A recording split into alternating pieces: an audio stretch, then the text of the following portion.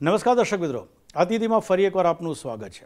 અતિથિ એટલે એવો કાર્યક્રમ કે જે કાર્યક્રમમાં વિશિષ્ટ વ્યક્તિત્વ સાથે આપની મુલાકાત કરે છે અને વાતો કરીએ છીએ અંતરંગ।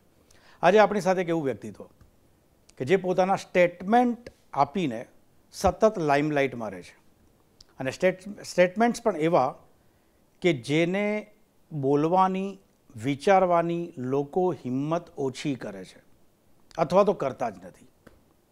એક્સ્ટ્રીમિસ્ટ સામે પોતાનો અવાજ બુલંદ કરવો, સમગ્ર વિશ્વમાં તે લોકોની એક્ટિવિટીઝ અને એક્ટિવિટીઝની પાછળ રહેલી મનસાને ઉજાગર કરવાનું કામ સતત કરે છે મિસ્ટર તારેક ફતાહ। કદાચ આ નામ એટલું બધું જાણીતું નથી, इंटेलेक्चुअल लेवल છે એ લોકોમાં કદાચ જાણીતું છે, પરંતુ આજે मुलाकात करे आपने मिस्टर तारेक फताह साथ। तारेक जी आपका स्वागत है।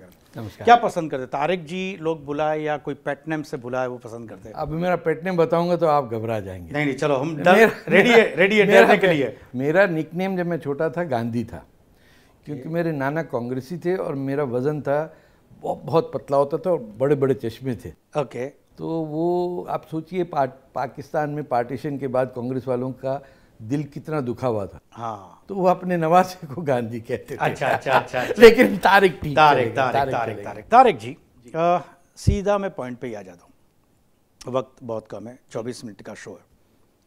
एक ऐसा सब्जेक्ट जो पूरे वर्ल्ड में बिल्कुल टॉक ऑफ द टाउन हर एक कंट्री में रहता है, वो है इस्लामिक टेररिज्म।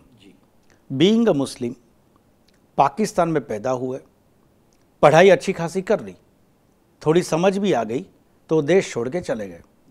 लेकिन बाकी मुस्लिमों की तरह नहीं कि भले देश छोड़ दिया है, बाहर गए, विदेशों में गए, ईसाइयों की देशों में गए जहाँ बहुत वैभव है, पैसे कमा लिए, तो भी अभी भी नज़र तो वहीं पे रहती है। लेकिन आपने आवाज़ उठाई ऐसे लोगों के सामने, ऐसे शख्सियत के सामने, ऐसी ऑर्गेनाइजेशन के सामने जो पूरे वर्ल्ड को डिस्टर्ब करती है। मेरा सीधा सवाल, ये पहली बार कब हुआ जब तारेक जी ने ये आवाज़ उठाई?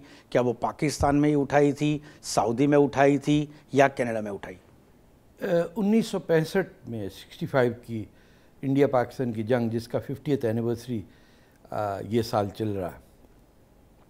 मैं जब स्कूल से, कैथलिक स्कूल से कॉलेज गया हूँ, तो मैंने जिस दिन जंग शुरू हुई है सितंबर 6 को और अगस्त 25 को पाकिस्तान ने हमला किया Indian side of Kashmir from छम जोड़ियाँ सेक्टर। तो एज अ मुस्लिम आपकी 15 साल उम्र है, आपका तो जिहाद हो रहा है, लोग कह रहे पाकिस्तान हिंदुस्तान को तैसी तैसी कर देगा। तो वो जंग हुई 17 दिन की, उसके अंदर हिंदुस्तान ऑलमोस्ट कैप्चर्ड लाहौर। उनके जनरल्स में अगर ज़रा इतनी करेज होती तो आज के मसले शायद नहीं होते। काफ़ी लोग मरे उसमें। जब जंग ख़त्म हुई और कॉलेज में हम लेफ्टिस्ट पॉलिटिक्स में थोड़े इन्वॉल्व थे, वहाँ जो कुछ कम्युनिस्टों ने हमें कहा कि ये पाकिस्तान की अनजस्ट वॉर थी ऑन इंडिया। ओके। हमको ये बोला था कि कश्मीर के लोग बगावत में खड़े हो गए। मेरे साथ कोई इस वक्त पाकिस्तानी ऐसा नहीं है मेरी उम्र का जिसको सच ये नहीं पता हो कि कोई बगावत नहीं हुई थी। पाकिस्तान ने अपनी फ़ौज को सिविलियन यूनिफॉर्म में उरी और पास और पुंछ और इस सेक्टर से कोई 10,000 लोग भेजे, जिसको कश्मीरी मुसलमानों ने इंडियन आर्मी की तरफ से करके वाइप आउट किया। उसकी वजह से अगस्त 25 को पाकिस्तान के रेगुलर मिलिट्री ने एडवांस किया ऑन छमजोड़ियाँ, और फिर प्राइम मिनिस्टर शास्त्री, जिसको मैं समझता हूँ इंडियाज़ ग्रेटेस्ट प्राइम मिनिस्टर, उसने अटैक ऑर्डर किया ऑन लाहौर। वो बात ख़त्म हुई। जंग ख़त्म होने के बाद आपको पता चल गया कि झूठ क्या है और सच क्या है। जब आपके सामने सच आपके चेहरे पे नज़र आ रहा हो और फिर भी आप झूठ बोलें तो आपके पास चॉइस है। तारेक जी ने ये सच बात कब बोली थी, कहाँ बोली थी? 1967 में मैं इलेक्शन लड़ा। मैंने अपने कॉलेज में जनरल सेक्रेटरी का मुझ पे इल्ज़ाम लगाया गया कि ये मुल्क दुश्मन है, और ये मैं अब सोचिए 16 साल की उम्र में कहा इंडिया का एजेंट है, क्योंकि मैंने कहा कि ये पाकिस्तान का इंडिया पे एग्रेशन था और ये इंडिया की डिसेंसी है कि आपको ख़त्म नहीं किया, क्योंकि उनके पास कैपेसिटी है, लेकिन वो अब ये फिर मैं उसके बाद एक वहाँ नेशनल स्टूडेंट्स फेडरेशन थी अगेन, तो अयूब खान की हुकूमत ने ये हमको समझ में आया कि 1965 में जब वो इलेक्शन बेईमानी से वो जीते फातिमा जिन्ना के अगेंस्ट, तो उन्होंने इंडिया पे जंग अटैक किया to gain sympathy of the people. Once you understand that the Pakistan army is the main culprit, तो फिर तो आपका ईमान Pakistan. On which platform you have raised your voice? On It's within election, or No, you went to the street, or I went on you the did some dharna या कुछ? I went to jail. I was externed from the city of Karachi in 1970. Then I spent a year in jail in Balochistan. All three dictators in Pakistan I have suffered. When General Zia took over, I was fired from Pakistan Television. I was a reporter there, and I left the country. I knew that ये पाकिस्तान नहीं है, ये ना पाकिस्तान है. और फिर आप 71 में आपने 30 लाख बंगालियों को कत्लेआम किया एक साल में. Can you imagine? Looks, India वालों को समझ में नहीं आता 30 लाख आदमियों को मारना क्या है, और ना ही पाकिस्तानी को समझ में आता. लेकिन बांग्लादेशियों का दिल अभी दुखे हुए. पाकिस्तान छोड़ने के बाद जैसे I think you were kicked out. I was charged with sedition and barred from taking employment in Pakistan. Okay. So I had to leave.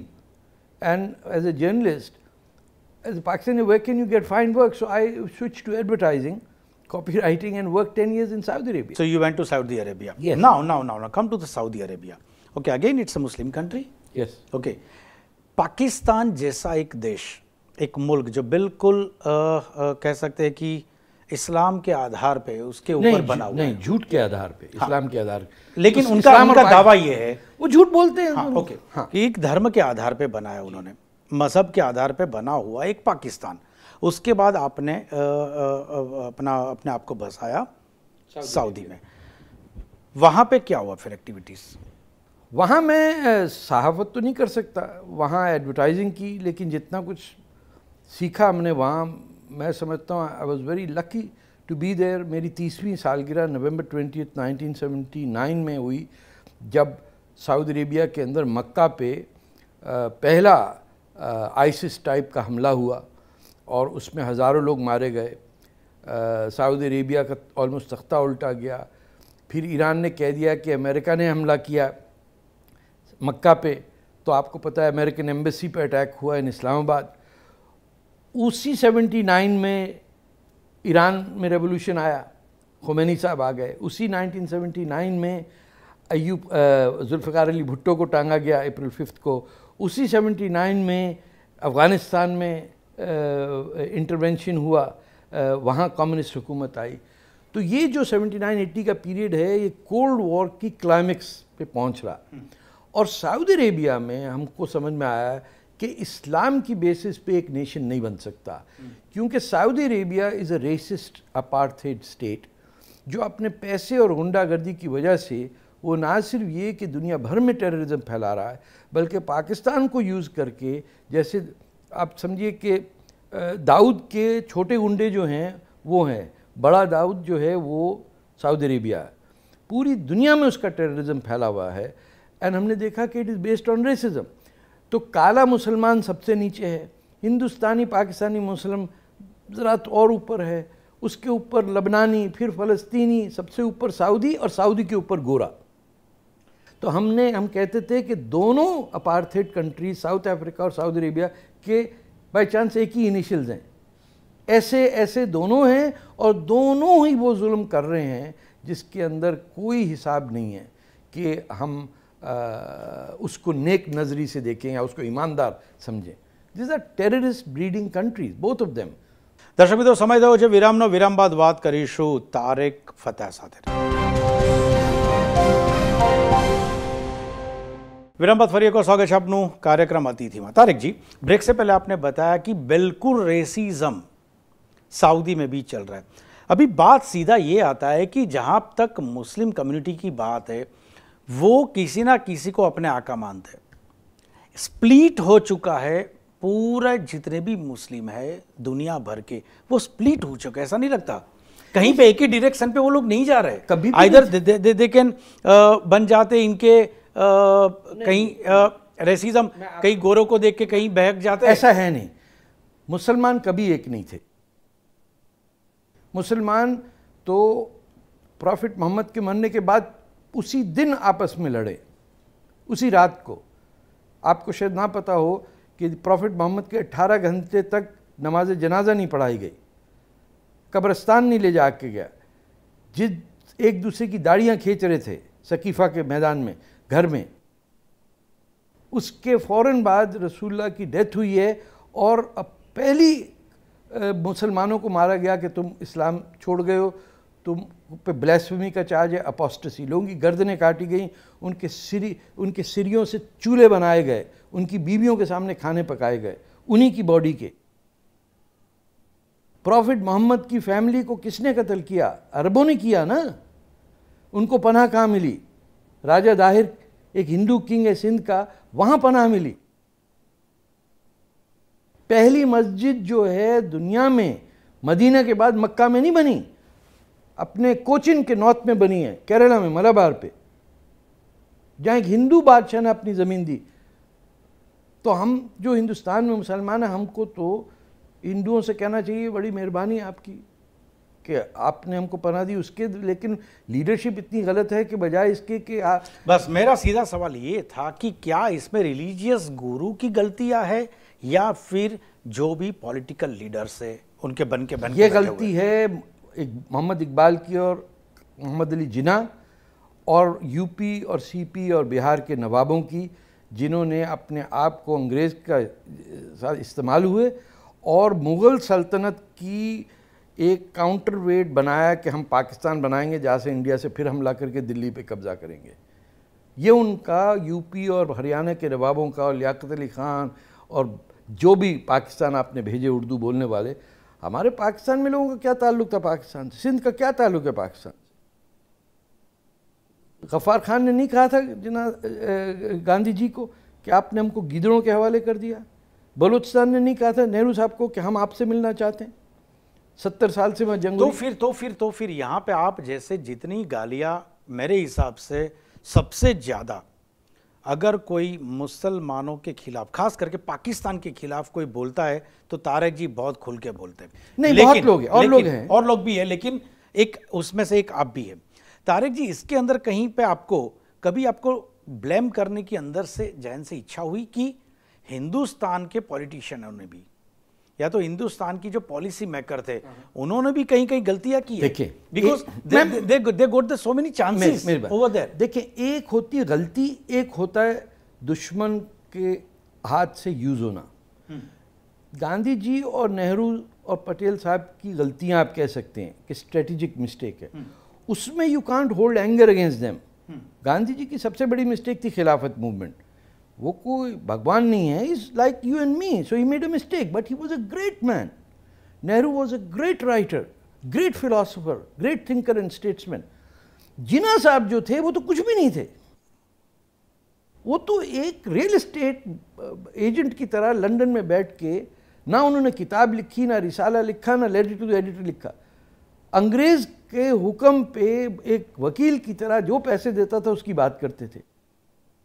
UP के नवाबों ने पैसा दिया, भोपाल के नवाब ने, हैदराबाद दक्कन के निज़ाम ने हिंदुस्तान का बेड़ा गर्क करो, उन्होंने कर दिया, हिंदुस्तान के बाजू काट दिए। तो गांधी को तो आप ब्लेम नहीं करेंगे ना। ये कह सकते हैं कि भाई इसका बेटर स्ट्रेटजी निकालते आप पार्टीशन पे नहीं एग्री करते।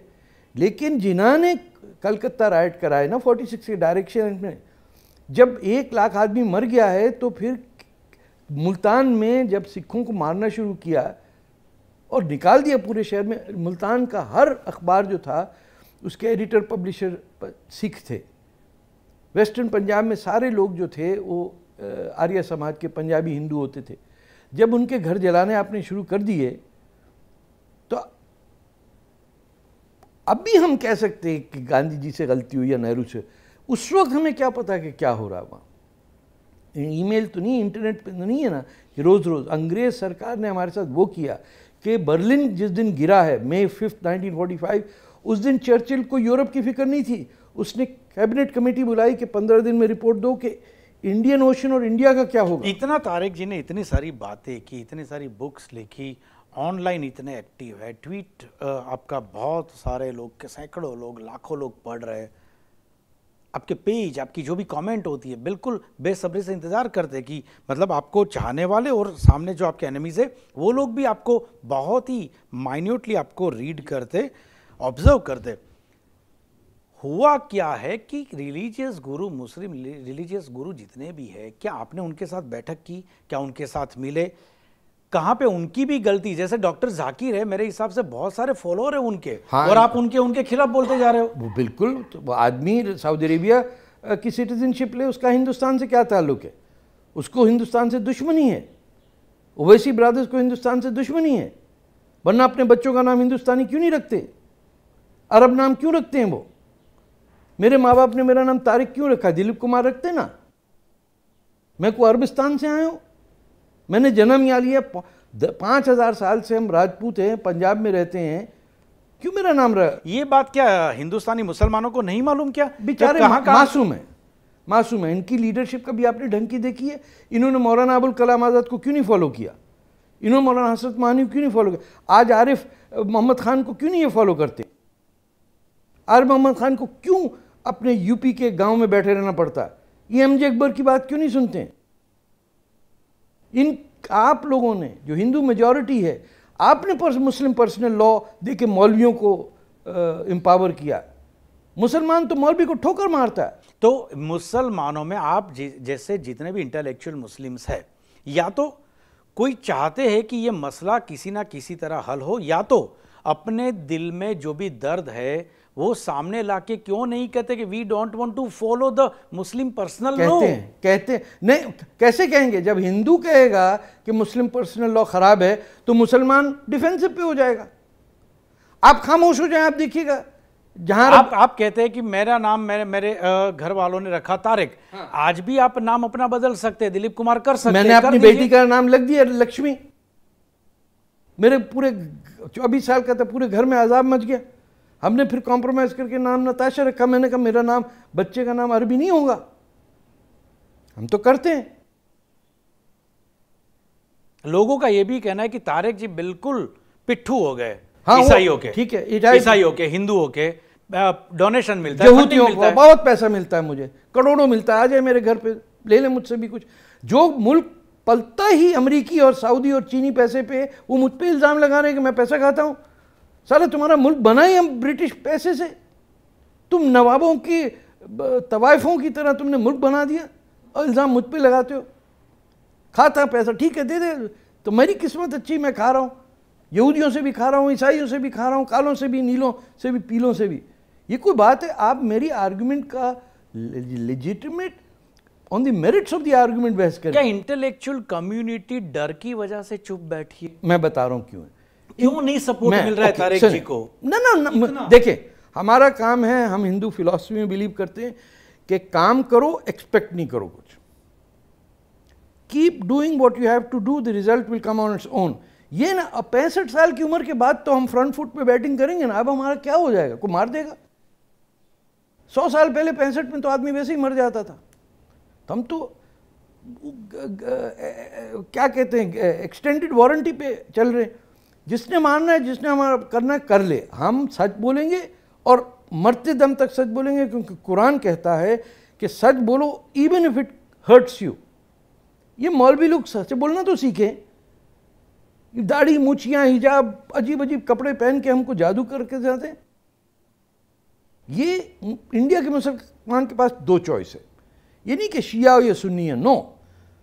औरंगजेब का साथ दे या दारा शिकों का। मर्द के बच्चे हैं तो दारा शिकों के बने, अगर अरब की गुलाम है तो औरंगजेब। ये चॉइस क्लियर है।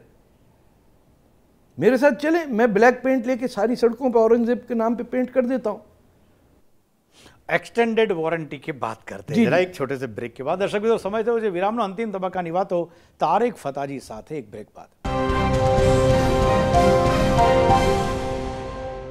વિરામ બાદ ફરી એકવાર સ્વાગત છે આપનું કાર્યક્રમ અતિથિમાં। As you told mister Tariq कि 65 हो गया, एक्सटेंडेड वारंटी चल रही है, जो करना है कर ले, एक्सट्रीमिस्ट को जो हमला करना है कर ले। हमले की बात पे आ जाता हूँ, थ्रेटन क्या क्या आती है तारिक जी को? रोज़ आती है, आप ट्विटर पे पढ़ देंगे। मेरी नहीं, मेरी फैमिली के, मेरी बेटी को, मेरी बीवी को, जो by the way Gujarati speaking है। तो हमने जहर खाना सीख लिया, हमको अब जहर से मर नहीं सकते। हम 40 साल से ये जहर थोड़ा थोड़ा, आर्सेनिक ईटर जिसको इंग्लिश में कहते हैं, हमको डर नहीं लगता। धर्म को ध्यान में रख के, अगेन मैं वही बात पे आता हूँ, मज़हब को ध्यान में रख के ज़्यादातर मुसलमानों को ये कहा जाता है कि अपने मज़हब के खिलाफ कुछ भी सुनना नहीं है। तो फिर जैसे कि बाकी सभी लोग मेरे हिसाब से ओपन माइंडेड होते हैं, डिस्कस करते हैं। बाकी कम्युनिटीज़, बाकी रिलीजियस जो भी पर्सन है, रिलीजन में मानने वाले, वो कहते कि कुछ गलती आए तो इम्प्रोवाइज करे। मुसलमान का तो यही काम था। मीर तकी मीर को पढ़ें आप, गालिब को पढ़ें, दक्कनी जो थे सारे, ये तो तेल निकला है ज़मीन से अरबों का, तो हमारा बेड़ा गर्क हुआ कि लोग ना सिर्फ अपनी बीवियों को, अपनी अकल पे भी बुर्का पहना के बैठे हुए। क्या कहा था मीर तकी मीर ने? कब से मैंने तर्क किया, सर उड़वा दिया बगदाद में। वो जिस हारून रशीद के ज़माने में, मैं नाम जहन से निकल रहा है, जिसने कहा था अनाल हक, खुदा से हमारा झगड़ा अलाउड है मुसलमानों का। मोहम्मद हमारा लीडर है, उसको मार दिया मुसलमानों ने। मरते दम तक मोहम्मद ने कहा मुझे पेन पेपर दो, मैंने कुछ लिखना है। पढ़िए, किसने कहा था कि इसको नहीं देना, ये कुछ लिख देगा हमारे खिलाफ। कुरान की आयतें को गलत तरीके से लोगों तक पहुंचाई जाती है, ऐसा लगता है आपको? नहीं, कुरान की कंपाइलेशन गलत तरीके से है। कुरान क्रोनोलॉजिकल ऑर्डर में नहीं है। कुरान की जो अरेंजमेंट है वो प्रॉफिट मोहम्मद के मरने के बाद जो 2 खलीफा चले गए, उस्मान ने की, हज़रत उस्मान ने, और उन्होंने ये कहा कि जो सबसे बड़ी आयत है वो पहले, सबसे छोटी एंड में। इसका मतलब चैप्टर 5, फिर 32, फिर 48, फिर 79, फिर 3, फिर 12। तो यकीन करिए, even if you are fluent in Arabic you can not read it. Only you can read it if you know what is the chronological order. Then how they are presenting the interpretation बिल्कुल गलत ही हो रहा है। क्यों होगा? आपको तो गाड़ी आवाज़ में आप हलक से तेज़ आवाज़ निकालें, दाढ़ी रख के मूंछ काट दें और जुब्बा पहन लें, लोग कहते हैं मौलवी साहब हैं। और आपके देवबंदियों ने तो क्या हशर किया हमारे मज़हब का। अंग्रेज़ 1857 के बाद ही बना ना, अंग्रेज़ ने तो नहीं कहा कि इनको रोको। अहले हदीस वालों ने क्या किया? अहमदियों ने पाकिस्तान बनाया, आज मर रहे हैं वहाँ पे। इस्माइलियों ने पाकिस्तान बनाया, आगा खान वालों ने, वो भी, उनको भी काफिर कह दिया गया। इस्लामिक स्टेट का जो कॉन्सेप्ट है, अगेन मैं वहीं पे आता हूं कि it is a fraudulent concept. It has nothing to do with Islam. मोहम्मद पैगंबर है इस्लाम का, पैगाम लेके आया, डिक्टेटर नहीं आया ऊपर से, हिटलर की तरह के मुल्क बनाओ, गर्दन काटो। वो ठीक है, इस्लाम का इस्तेमाल करना एज फॉर पॉलिटिक्स इज इस्लामोफैशिज्म। इस्लाम और इस्लामिज़म में समझें, इस्लाम मज़हब है आपका मॉरल डायरेक्शन, आपका मॉरल कंपस, अपने आप को इम्प्रूव करने का तरीका। इस्लामिज़म है इस्लाम को यूज़ करना for political power and for killing each other. अलग अलग कंट्रीज़ में, अलग अलग प्रदेशों में अलग अलग फतवे निकाले जाते हैं। हिंदुस्तान में फतवा निकाला है या नहीं है, लेकिन फिर भी ज़्यादातर मुस्लिम को ऐसे भड़काया गया है कि आपको एटलीस्ट वंदे मातरम तो बोलना ही नहीं है। मैं तो वंदे मातरम से साथ ही शुरू करता हूँ। इससे खूबसूरत पोइट्री तो है ही नहीं दुनिया में कहीं। क्या इतराज़ है इंडिया के मुसलमानों को? तो ये बात तारिक जी इंटेलेक्चुअल लोगों के बीच में बैठ के ये सब बातें क्यों करते हैं? क्यों नहीं जाते ऐसे मुसलमानों तक जो ऐसे भड़काए जाते हैं?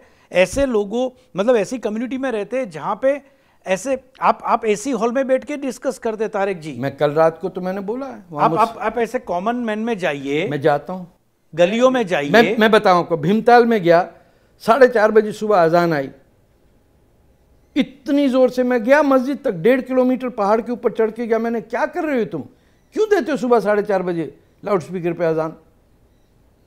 तुमने ईजाद किया लाउड स्पीकर, तुम क्यों नहीं अजान देते हो? 600 मुसलमान है, 12,000 हिंदू को जगाते, तंग करते। कल को दंगा हो गया, फिर अपनी इज्जत अपने हाथ में रखो। समझाया, वो मस्जिद की कमेटी वाले समझ गए, उन्होंने दूसरे दिन अजान रोक दी सुबह की। लेकिन आपकी यंग जो हैं, वो टोपी पहन के जो लड़के आजकल घूमते हैं, वो दूसरे दिन आ गए, उन्होंने फिर से अजान शुरू करवा दी। एक्सट्रीमिस्ट की वजह से कहीं विश्व में, डेवलप कंट्रीज में मुसलमानों की रेपुटेशन डाउन हुई है? ऑफ कोर्स, कैसे नहीं रहा? आप जाके अमेरिका, बर्तानिया, फ्रांस, स्पेन, इटली, अभी लास्ट वीक टेक्सास में जाके एक पाकिस्तानी और एक काला कॉन्वर्ट मुसलमान, उसने जाके हमला कर दिया, दोनों मारे गए। इंडिया में हमला नहीं हुआ, बंबई पे हर जगह हमला हो रहा है और जवाब नहीं को दे पा रहा। तो मैं अकेले तो नहीं कर सकता ये। बलूचिस्तान को आज़ादी दिलवाएं, पाकिस्तान खुद ही टूटेगा और हिंदुस्तान उस दिन आज़ाद होगा। हिंदुस्तान में तारिक जी को जो अपने हिसाब से डिसाइड किया था, क्या आप मान रहे हो कि उसके हिसाब से आपको इतनी सपोर्ट मिल रही है? मैं सपोर्ट के लिए तो नहीं आया हूँ। मैं आया हूँ यहाँ एक किताब लिखने। मैंने लिखी थी किताब the zoo is not my enemy. अब मैं लिख रहा हूँ the Hindu is not my enemy, क्योंकि हिंदुस्तान, पाकिस्तान, बांग्लादेश और मालदीव और श्रीलंका के मुसलमानों को पता ही नहीं है कि मुसलमान, हिंदुस्तान वाहिद जगह है जहाँ मुसलमान, ख़ास तौर पे शिया, अपने आप को कह सकता था कि मैं मुसलमान हूँ। हमें किसी ने कोई तंग नहीं किया। हमारे मज़हब वालों ने हिंदुस्तान को बड़ा तंग किया। तैमूर को, तुगलकों ने यूनिवर्सिटियाँ जलाई हैं, और सबसे बेईमान आदमी पूरे हिंदुस्तान में जो मुसलमान था वो औरंगज़ेब था। और हमने हिंदुस्तान ने उसी औरंगज़ेब का नाम दिल्ली में लगा दिया। आप समझ सकते हैं, वॉर्सो में हिटलर स्ट्रीट हो तो दिल्ली में औरंगज़ेब मर्ग क्यों है? क्यों नहीं उसका नाम आप करते दारा शिकोह रोड? तो मुसलमान भी ऐसे लोग हैं जिन्होंने क्या कुछ नहीं किया हिंदुस्तान के लिए। रानी झांसी के साथ नहीं लड़े लोग अंग्रेज़ के खिलाफ। राजपूतों में नहीं थे ऐसे कमांडर, महाराष्ट्र की फौज में नहीं थे मुसलमान। एट लास्ट हिंदुस्तान और ख़ास करके वर्ल्ड के मुसलमानों को आपका क्या संदेश है? मज़हब और सियासत को अलग कर रहे हैं, वरना आप इसी मज़हब में डूब के मर जाएंगे। Thank you very much Tariq ji, बहुत बहुत शुक्रिया हमसे बात करने के लिए।